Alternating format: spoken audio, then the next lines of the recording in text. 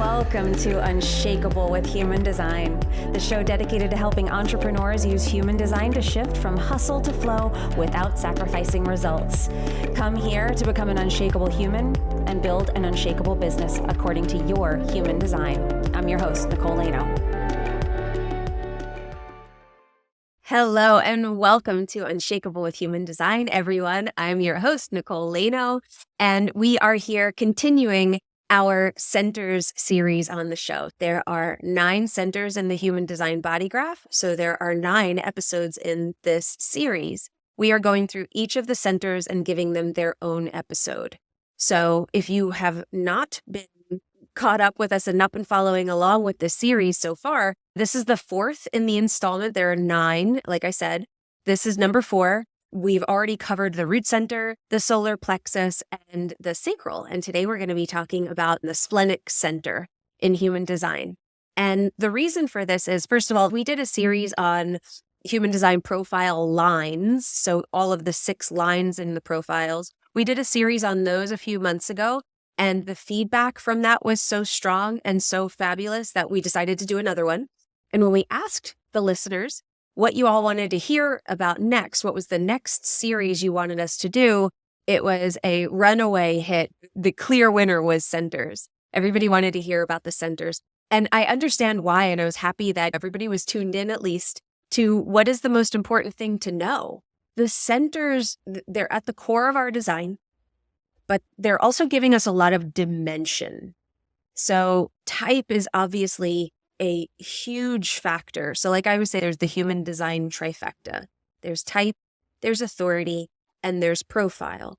That's how you're operating correctly. These are like the core foundations of what you need to be operating under. You need to be operating according to your energy type, which is your type. You have to be making decisions according to your deepest wisdom, that is yours and yours alone, your own inner authority. That's your authority. And then your profile, that's who you're here to be. That is the role you're here to play. That is the correct version of you that you put out in the world. That's the foundation of living your purpose. But how we do that and how we get more dimension to this and what kind of lies underneath are the centers. Because type and authority are determined by the centers that you have defined in your chart. It is what gives you your essence. There is a very big difference between a projector who has 7 centers defined. They might be a very defined projector. I just did an episode on Taylor Swift recently. I did her incarnation cross. I did an episode on that just a couple of weeks ago. And she's a projector. Now, you might have an idea of what a projector is like. And she doesn't present like a typical projector. She's highly prolific as far as the output of energy that she seems to be putting out in the world. She's kind of everywhere, which might seem exhausting to some projectors. But she has a root center defined. She has her ego center defined. She is a single definition projector. There are certain aspects to her design that lend to the energy that she puts out and what we all get from her. It's all of the chart. And at the core of that is her centers. She has 2 motor centers defined, the root and the ego. So she has more energy than, say, a projector that is a self-projected projector who has just a G center and their throat defined. Very different energy, very different qualities. Now, it does not mean more powerful, less powerful. It just means different. And human design is the science of differentiation. It tells us how we are different from one another. It tells us what makes us special. It tells us who we are here to be in the world. And at the core of that are our centers, because the centers determine what type you are. Centers will tell you, and the connections to each of the centers tell us whether you're a manifestor or a projector.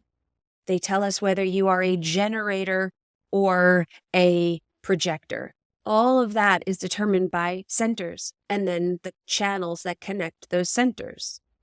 And our authority is determined solely on the centers that we have defined and that we have undefined.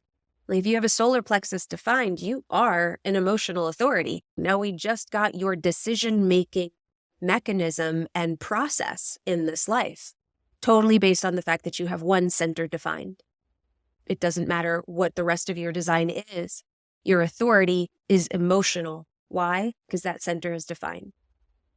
So that's how powerful the centers are. So that is why we are giving the centers their due respect and giving them these totally dedicated episodes.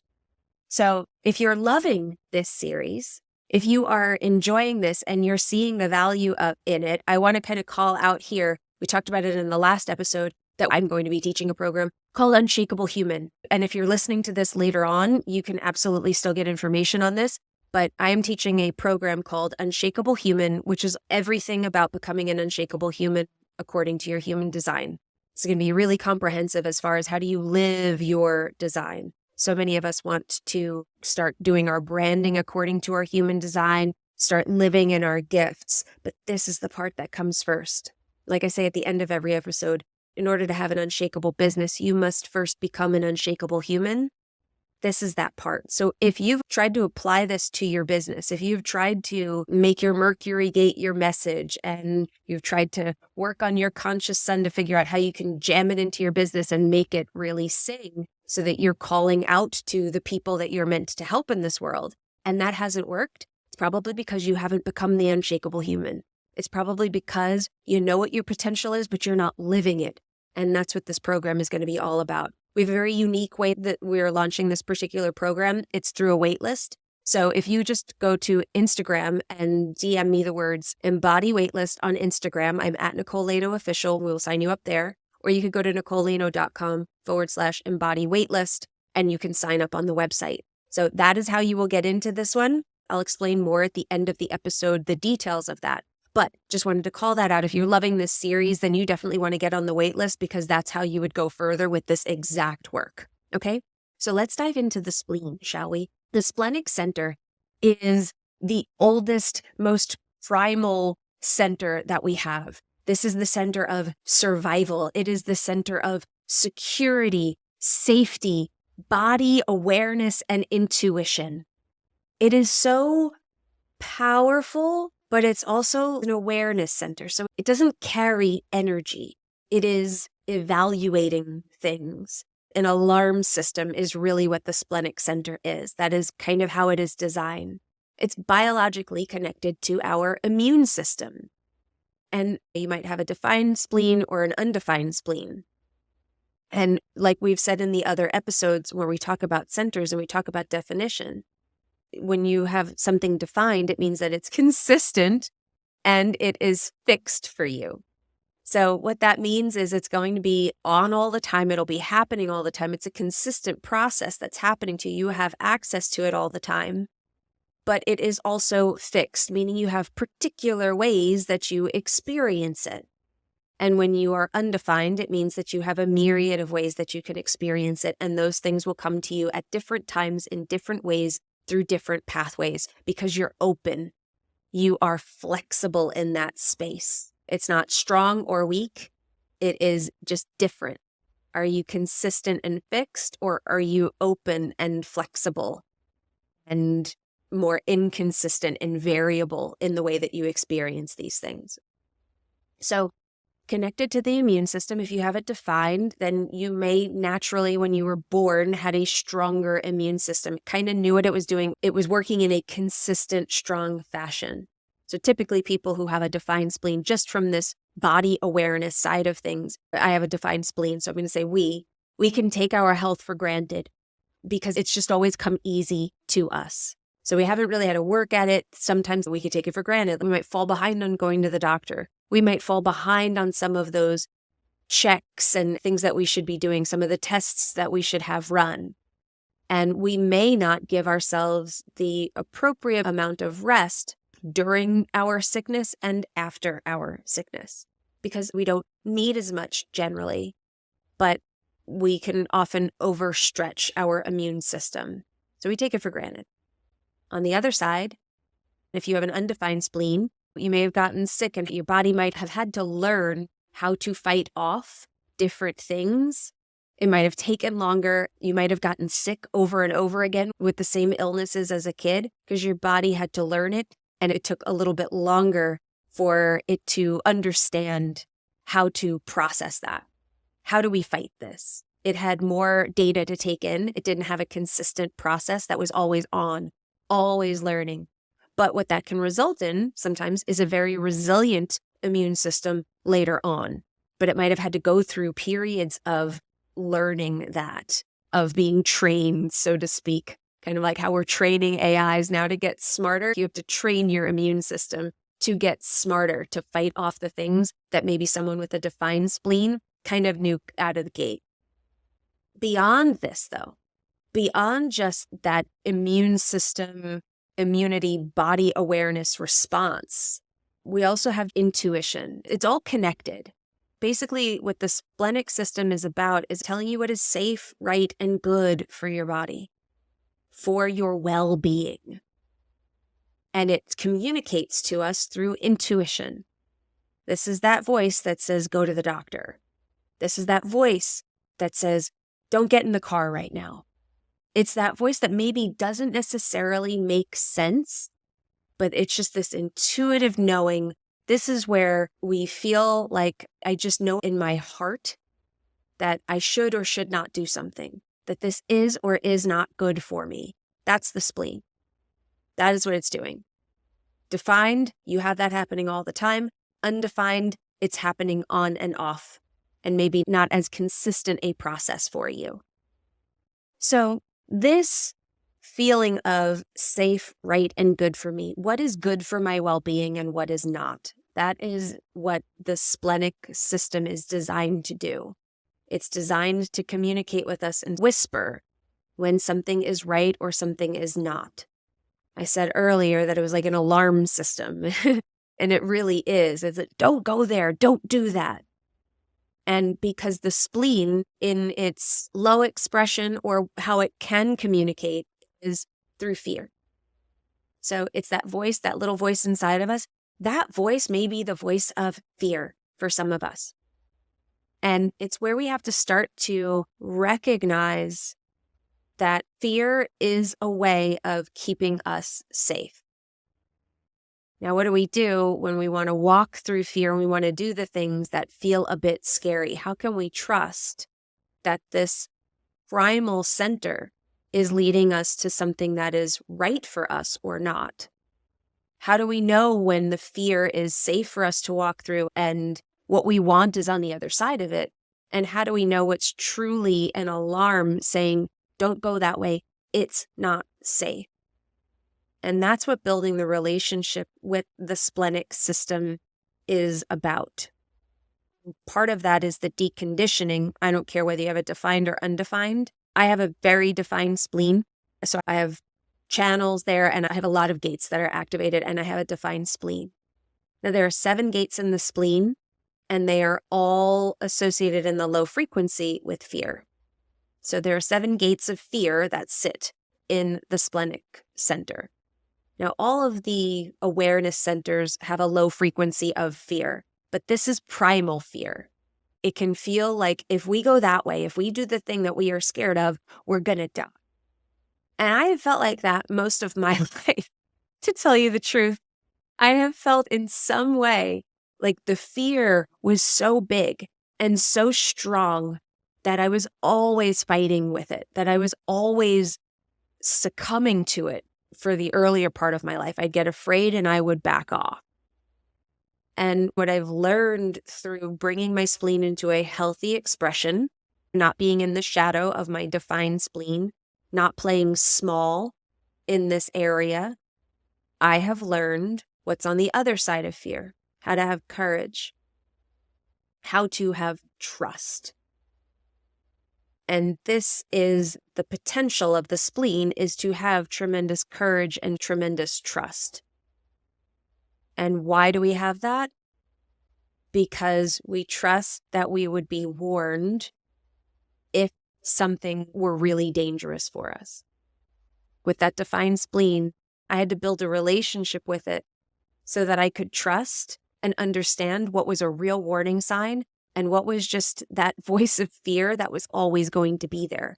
Because I have a lot of voices of fear.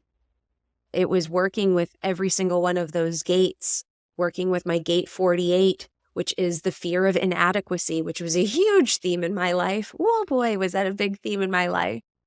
We often think of the ego center as that feeling of not being good enough.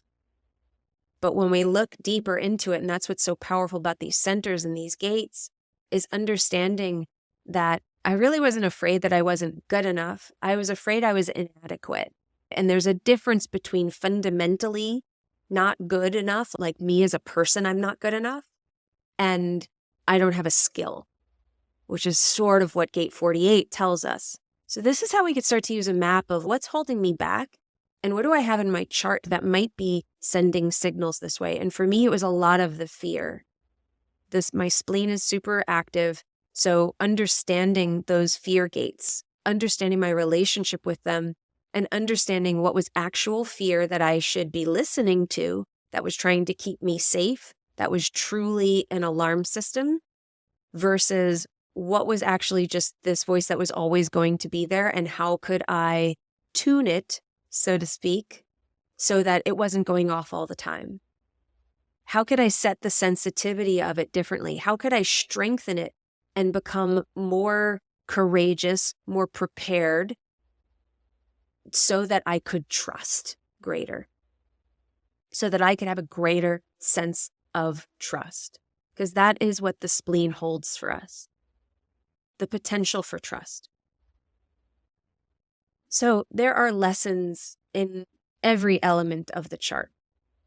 Every single element of the chart holds some key to what our lessons are in life. For me, my spleen had a lot of them. It taught me about my relationship with fear, and it taught me how to work through it and what my fears were and how I could overcome them and learn to trust in my own intuition. And so when we look at the chart as the lessons that we are here to learn, what are our unique lessons? Then we know where to put our efforts as far as how we grow ourselves. What personal development do we really want to focus on that is going to have the greatest impact on our own personal growth and our lives and what we want to achieve? So if you have a very defined spleen, like I do, there might be some lessons in there. If you have an open spleen, you're going to be learning about the not self, which is holding on to things because you think other things make you feel safe. And you're so afraid if they go away that you will no longer be safe, that it will not be okay. Different lessons. They show us what our lessons are. And that's the power of this amazing system, is that it can show you what your relationship to these themes are and how you uniquely work through them. So I hope that this gave you a little insight into the Splenic Center. And if you want to dive deeper in this and start to understand what your lessons are, how you can grow to be uniquely you, to live your unique purpose in this life, it starts with learning those lessons, growing, and then living in that purpose, operating according to your own design so you're not experiencing the resistance you've been experiencing up until now. If that interests you, please join the waitlist because you will love the Unshakable Human program. Just DM me the word embody waitlist on Instagram. I'm at Nicole Lano Official, and we will register you right there. Or you could go to nicolelano.com/embody waitlist, and we will get you registered on the website. You can do it right there. So I hope you enjoyed this episode. I hope you're enjoying this series. I hope you love it. Please share it on Instagram if you're loving it so that other people can know about it. And remember, in order to have an unshakable business, you must first become an unshakable human. So thanks for letting us help you become unshakable with human design, everyone. We'll see you next time. If you love this episode and you're a fan of the show, please show us the love on iTunes, Spotify, or wherever you're listening to the show and leave us a review. And if you'd like to connect with other entrepreneurs on their human design journey, join our free Facebook community, Human Design for Entrepreneurs. Go to nicolelano.me/podcast links to join the group, book a human design reading with me, or access our free human design resources. We'll see you there.